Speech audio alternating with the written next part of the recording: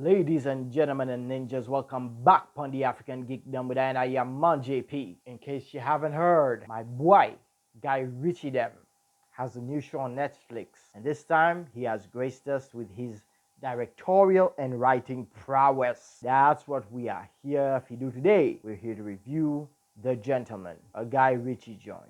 So grab your coffees. Let's get into this one, yeah. Alright then, so them say one for the money, them say two for the show. Three to get ready, then they say four to go. In case you've never heard me prattle on about it, Guy Ritchie is one of my all-time favorite directors. I'm not really here to so much praise the always infallible, unflappable, indomitable Guy Ritchie, but I will attempt to judge the show on its own merit. And to a point, this is not the first attempt to adapt a Guy Ritchie movie into a series. In 2017, there was an attempt to adapt Snatch, which is arguably one of Guy Ritchie's greatest works. However, it totally missed the mark and didn't have any of Ritchie's sensibilities, as they did not involve him, or he simply refused to be involved in any level of the production process.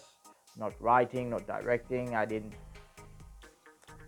It didn't have the wit, the humor, or even the kind of nasty violence that Ritchie is known for. I couldn't even finish it, and Snatch is one of my favorite movies. I wish it starred.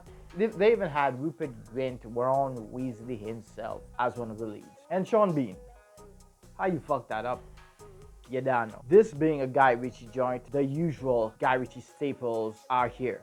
They're back in full effect. Weed farms, underground boxing, pikeys. I fucking hate pikeys.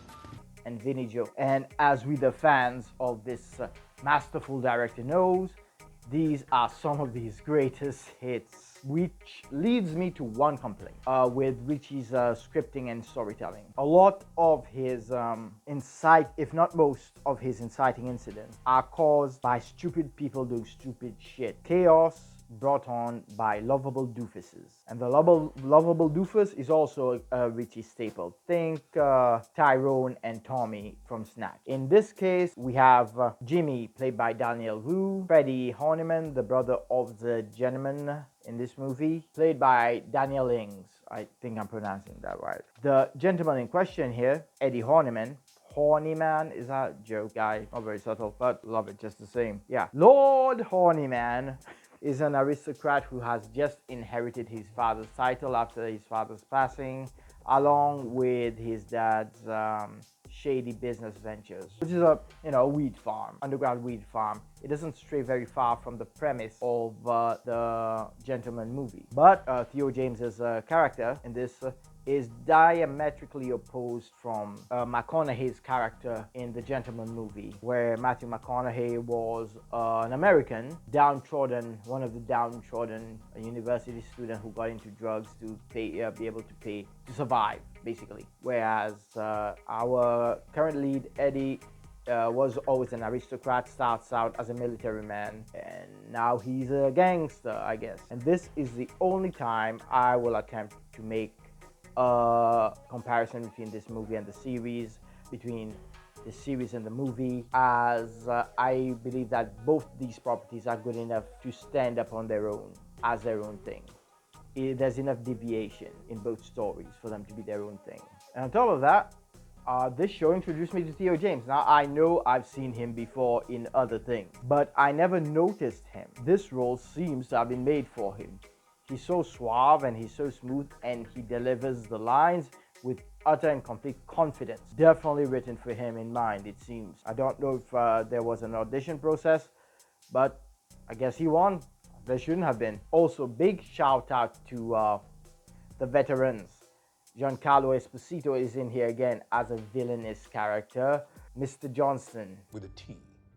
and Ray Winstone as Bobby Glass, I am power! father of Lady Glass in the Glass Empire. And how ironic is it that at the same time, we have Ray Winstone in a Guy Ritchie joint, who was the star of the movie Sexy Beast. Don't do this, do what? Also a banger. He's in this as there is a Sexy Beast show airing or is it on streaming? I don't know, but there's a Sexy Beast show right now this year. I haven't seen it yet. I'm going to watch it right after this. Oh yeah. And if it's good, I'll post a review. If it's not, not so much. You know, I don't really like getting to negative shit. The show is actually littered with memorable characters, quirky, and if not for the deft writing of Guy Ritchie, they could easily have dissolved into cartoons. However, it seems that restraint was shown, and each character they all have their differences, their motivations. You understand what they want, what they like. They stand on their own. Even the quirky bad guys, the quirky criminals they run into. And as the show progresses, the situation escalates and get a little bit more ridiculous, where we have our leads, Eddie and Susie Glass. They are forced to find increasingly more inventive and creative ways to get themselves out of sticky situations that they probably got themselves into most of the times. And if it wasn't them, the situations that they are in are caused by the said lovable doofuses I mentioned earlier. All that to say, I had a great goddamn time with this show.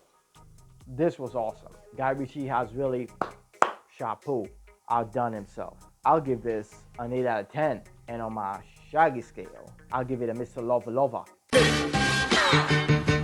Mr. Lover.